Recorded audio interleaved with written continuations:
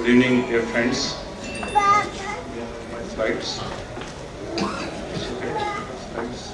Slides. As highlighted by Dr. Gupta, that innovations will be coming in, but we have already few innovations. You can have these drugs, anti-tubercular drugs, now combined with their molecule, which makes them more, you can say, toxicity free. You have drugs which will be targeting prevention and treatment of cardiovascular disease. So let's discuss what these innovations are there. I will be highlighting only one of those innovations in our clinical practice. As we say that, give me a fulcrum and I shall move the earth. These are the words of Archimedes, who came out with the principle of fulcrums and moving very heavy objects with small, you can say, sticks and rods. So it was an innovation to start with. Then we have many innovations in our medical field. It may be new drugs, new machineries, or many more concepts conceptualized into treating our patients, and you will find that they have saved millions of lives, they have improved the quality of life of our patients, and provided a better opportunity for the progress. One of the molecules which we will be talking is a concept which is targeting advanced cardiovascular disease in our country. If you look here, you will find that the most important, the leading cause of cardiovascular death is cardiovascular diseases. Death in our patients is cardiovascular diseases. And you see here, the global burden of cardiovascular disease is something like 17 million people died from cardiovascular disease in 2008. And 80% of these deaths are occurring in low and middle income countries. And expectations are that 23 million people will be expected to die from cardiovascular disease in 2030. So it's a huge burden. And if you look into Indian scenario, you find as the years are advancing, we have more and more heart disease in Indians, and our patients are developing heart disease at a very early stage. You look here, you find that Indians are developing cardiovascular disease 20 times more as compared to Japanese, and 6 times more as compared to Chinese, and something like 4-fold increase from Americans. And we develop this at an earlier age. Why this happens? This is because of clustering of many risk factors in our, you can say, population. So these are the burden of risk factors for the cardiovascular disease in India. You find that we have huge burden of diabetes, hypertension. We have now increasing our belly.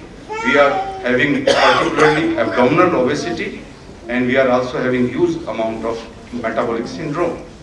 If you look here, prevalence of multiple cardiovascular risk factors are there in persons who are 35 years or more, and you will find that they have one or more cardiovascular risk factors, and 1 in 3 is having hypercholesterolemia, 1 in 3 is obese, 1 in 3 is hypertensive, 1 in 5 smokes, and 1 in 10 is having diabetes. And these figures are somehow conservative figures.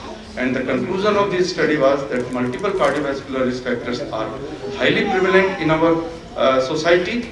If you just look into diabetic patients, only hyperglycemia is present only in 10% of the patients. Rest are having either hyperglycemia plus hypertension or hyperglycemia plus hypertension plus dyslipidemia. So it's a clustering of factors there also. And we have so many risk factors for the development of cardiovascular disease. They may be modifiable risk factors and non-modifiable risk factors. You have a long list here. But we know that as we advance in our age, CSD risk doubles after age of 55. So you can see here in both men and women, after 55 years of age, you will find there is suddenly very steep rise in cardiovascular diseases. And Interheart study, which was a very, very elegant, very long-standing multinational study, which clearly highlighted there are many risk factors for the development of myocardial infarction. And here you can see that 9 risk factors accounted for more than 90% of myocardial infarction risk. These may be obesity, diabetes, hypertension, dyslipidemia, smoking, and stress. And there are a few things which, when we are not doing, lead to more myocardial infarction, like not taking proper vegetables and fruits, not doing physical activity, and either not drinking or drinking too much. That again becomes a problem. And in Interheart study, we come to the conclusion that these risk factors, 9 risk factors, increases the risk for cardiovascular disease.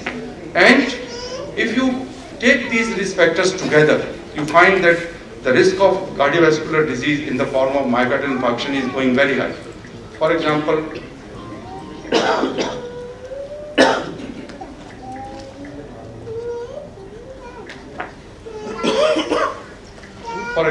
if you take these 3 risk factors, you will have a risk of developing myocardial infarction to a tune of 16-fold. And if you take all the 9 risk factors, the increase in myocardial infarction will be to a tune of 26-fold, indicating that these risk factors have a synergy of increasing the risk for the development of myocardial infarction. These are the challenges. In Interheart study, myocardial infarction risk increased by 26 times when all 9 risk factors are added. And the age is a non-modifiable risk factor, and we know that after 55 years, it is just double the risk of myocardial infarction. In one of the study called PURE study, prospective urban-rural epidemiological study, Dr. Rajiv Gupta was also a part of this study. They have conducted the study.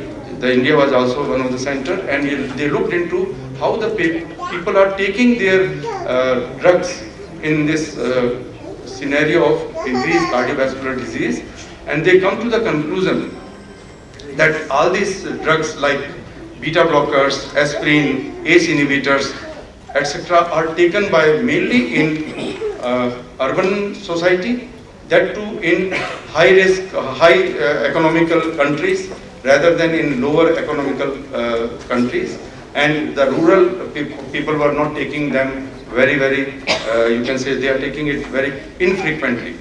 So once we say that we want to have risk management strategies, there are 2 things coming into play: lifestyle modification and therapeutic intervention. Now, lifestyle modification appears to be very good, but it's really a uphill task. You have to modify your healthy eating, healthy activity, and you have to manage your weight, which is a very big challenge to continue and to maintain it. And then you have therapeutic interventions in the form of antihypertensive drugs, cholesterol-lowering drugs, antiplatelet drugs, even oral hypoglycemic in diabetics, and sometimes weight-losing pills. But there are no positive of, you can say, intervention, but still CVD are increasing. There are many guidelines, like WHO guidelines for the secondary prevention of coronary artery disease, which highlights the use of statin, antiplatelet drugs, ACE inhibitors, and beta blockers in this group of patients. And if you see here in block letters, it is said continued or lifelong. So these are the drugs which is to be given to our patients. Nice guidelines. I also highlighted that all patients should be offered combination treatment with following when they have already a ischemic heart disease in the form of statin, ACE inhibitors, aspirin, and beta blockers. And these are the American Heart Association and American College of Cardiology guidelines for the secondary prevention of CAD. They also highlighted same thing, antiplatelet drug, ACE inhibitors, beta blockers. But recently, just 12 days back, they have modified their new guidelines for the treatment of dyslipidemia. And here we just have a glimpses of these guidelines. They say that you divide your patient into 4 groups according to the development of atherosclerotic disease. Patient is already having atherosclerosis, then you will treat them intensively. If the patient is having high LDL, more than 190 milligram, you will be intensively treating them. Then patients who are 40 to 75 years of age and with diabetes and their LDL is 70 to 189, then you will be moderate to high intensity treatment for the lipid lowering. And then for primary prevention, they say that if the patient is having no atherosclerotic disease, no diabetes, age is between 40 to 75, then you will go for risk assessment. They have given a electronic method of measuring the risk assessment, and if the risk is more than 7.5, then you have to give moderate intensity lipid lowering drug. Here they highlight, don't treat to specific target. Till many years we are targeting the levels, but now there is a change in our concept, and now we are treating them highly intensively or moderate intensively rather than achieving a target, and they divided the patient into many groups. In one of the study which was recommended, which was highlighted even in our Harrison's Principles of Medicine, post myocardial survival in German hospitals is significantly improved in patients who receive 4 medications like aspirin, beta blockers, ACE inhibitors and statin, when compared with those who received either 0, 1 or 2 of these drugs. So you can see here, those who are on all these 4 drugs have very long or very improved survival, and if the person is not taking them, they have significantly lower survival, indicating that targeting these factors are very important. Then the key to solution is risk reduction with the monitoring of, with the management of these risk factors. And here you have identified many risk factors in the form of blood pressure, dyslipidemia, platelet aggregability. And if you look here, if you are targeting these risk factors individually, the risk reduction for CHD and for stroke is to a tune of 20 to 30% or so. So the treating a risk factor alone is not adequate. And in one of the studies in European Heart Journal, when you are reducing 10% of blood pressure and simultaneously in the same patient you are reducing 10% reduction in total cholesterol, what we achieve is 45% risk reduction for the development of cardiovascular disease, indicating that when you combine this approach and reduce it, you target these risk factors together, so there will be a better risk reduction which is possible now with the wholesome approach. So innovations in the management of cardiovascular disease for the global health is there. We have to meet the challenges. The life-saving interventions are available, but the challenge is to increase its use by the, how to enhance the use of these availability of, so you have to increase the availability, affordability, adherence and sustainability. Global risk management polypill is conceived, a combination of multiple cardiovascular drugs in one pill. The proponent for this approach is that it tackles multiple cardiovascular risk factors, addresses adherence, expected to be inexpensive, but the opponents are saying that they are concerned about individualized medicine and negative impact on lifestyle. Once you give a drug and you say that it will reduce your cardiovascular disease, probably we will be so sluggish to go for our lifestyle management. Then came these innovations, and one was in 2002, cumulative risk reduction with combination therapy was proposed by Dr. Salim Yusuf.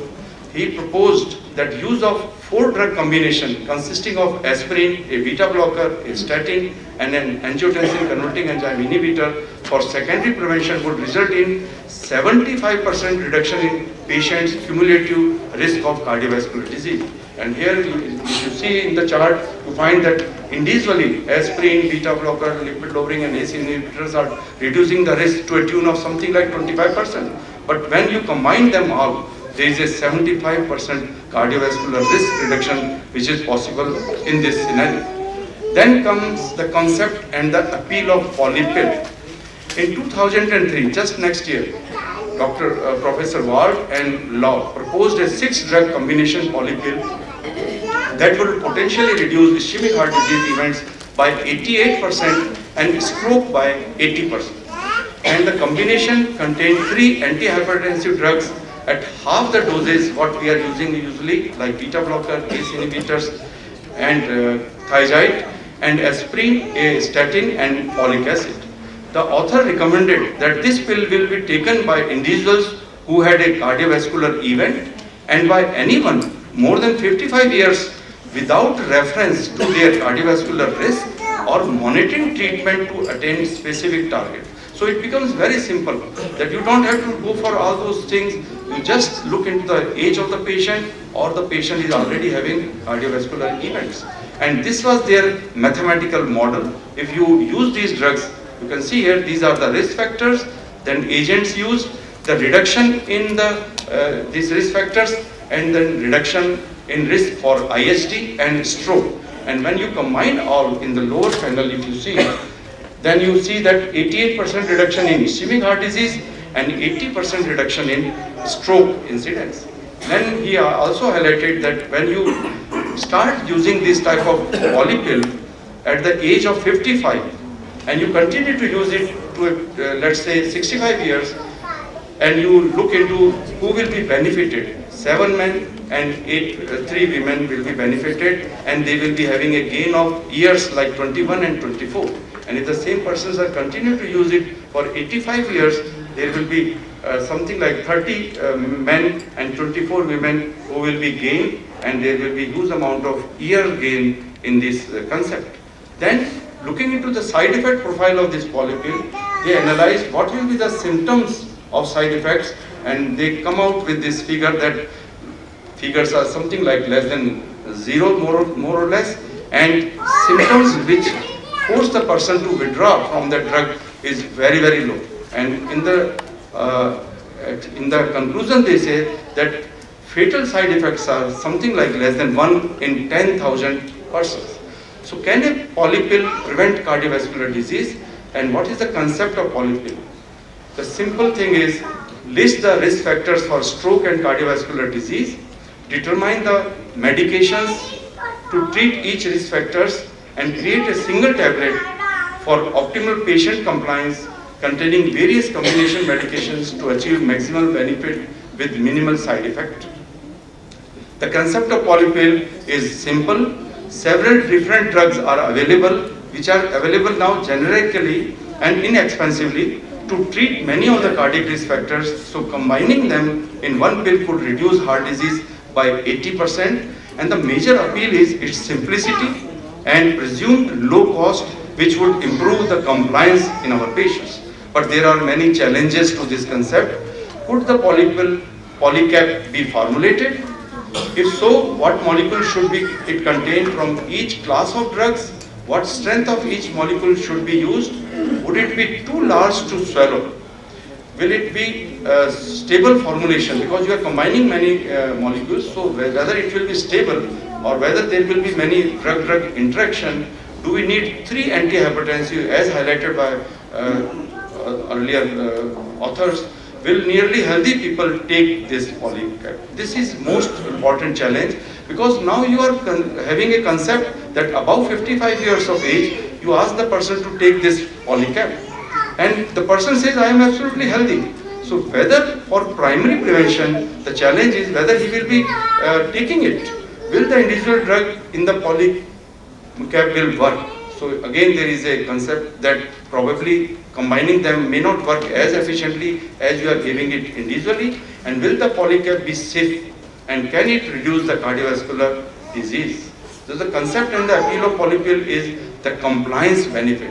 Adherence to treatment is poor even in those who have experienced a cardiovascular disease event, and non-adherence is associated with worse outcome, as we have seen in that Harrison study. For primary prevention, adherence to treatment is an even greater challenge than for those who have had major cardiac events, and convincing people who feel well that they need lifestyle changes or lifelong drug treatment require high quality information and communication, and the polypill could fit well into more modern medical system in which large proportion of patients with risk factors are untreated.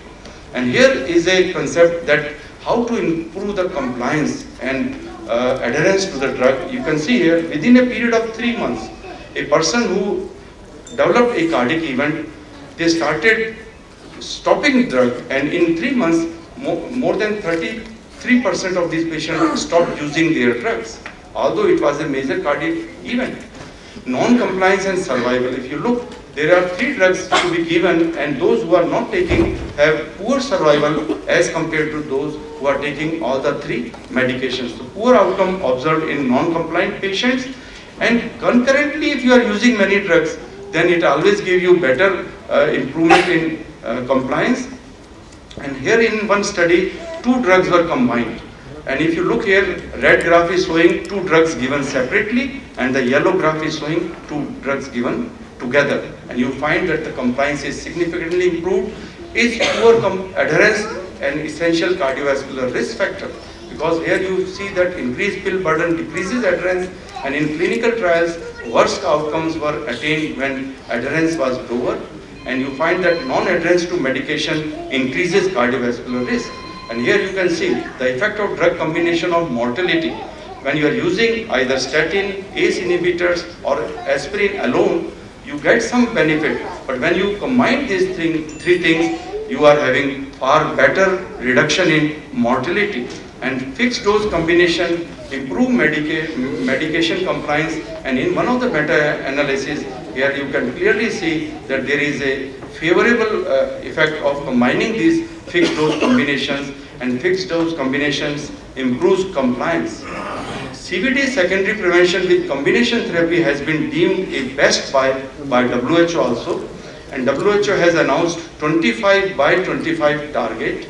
This target is to reduce non-communicable disease mortality by 25% by 2025, and ISD and strokes are the leading cause of death, and less than half of the patients with these diseases takes medications for CVD secondary prevention and control.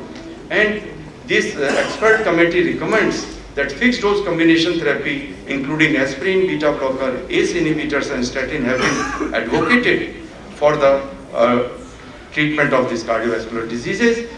And you will find that European guidelines are also endorsing, and they say that availability extends to polypill, a fixed dose combination for several antihypertensive drugs with statin and a low dose aspirin, with the rationale that hypertensive patients often present with this and not infrequently have a high cardiovascular risk. And the TIPS study, that is the Indian polycap study, has shown that when combining into a polypill, different agents maintain all of their expected effects. So this is very important. When you have a doubt that whether these combining different agents will be really working or not, and here is the evidence that they do work. And what is new about this concept?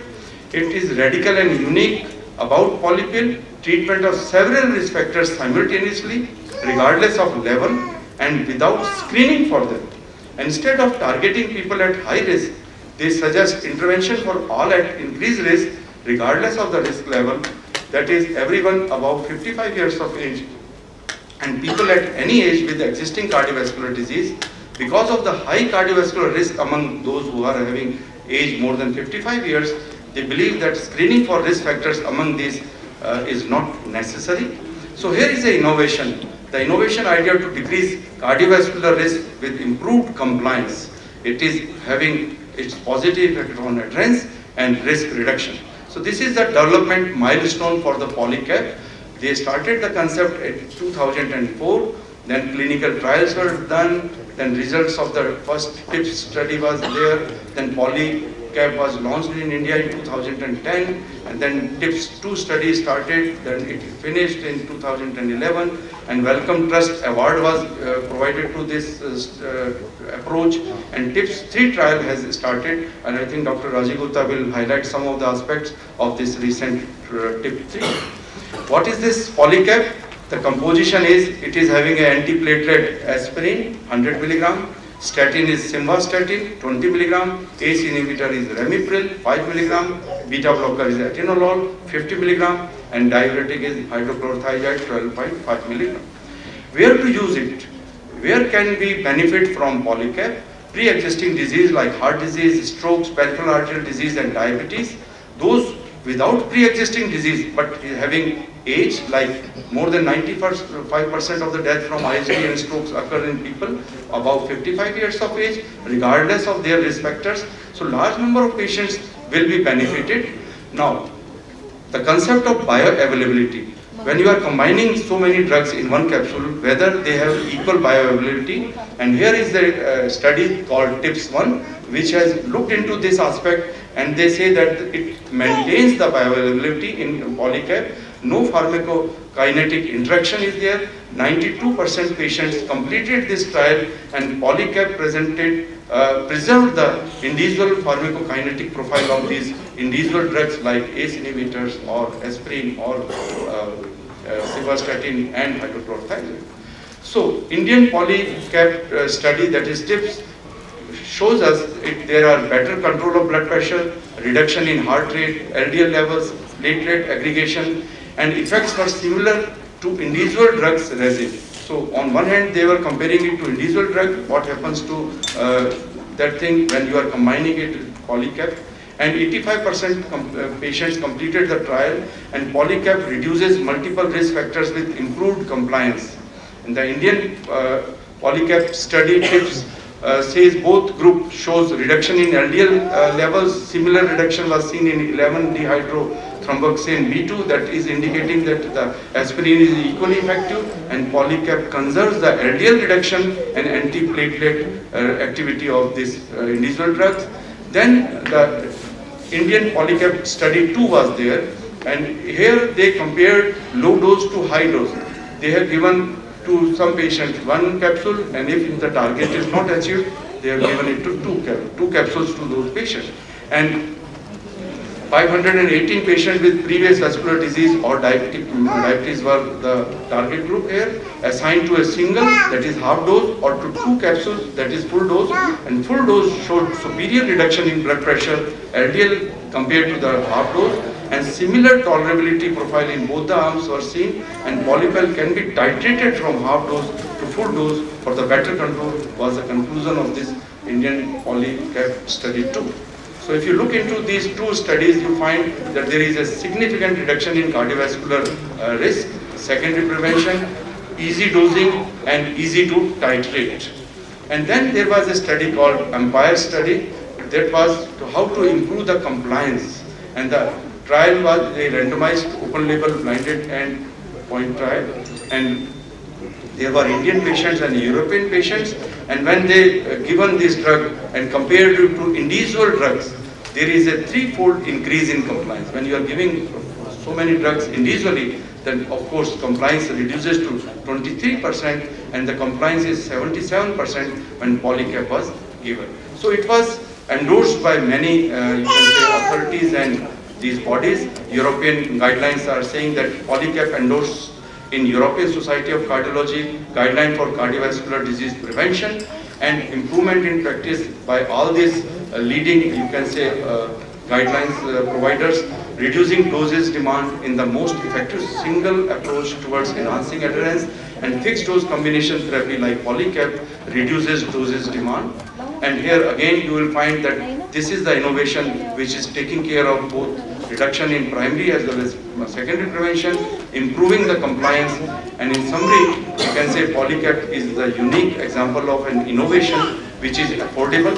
Polycap has shown efficacy and safety in 2 large randomized patient trials, an effective strategy to prevent millions of deaths from CVD, high risk primary and secondary attacks, and clinical studies have shown polypill strategy could improve compliance in patients, and this concept is endorsed by allied organizations like American cardiac societies and Europeans, etc.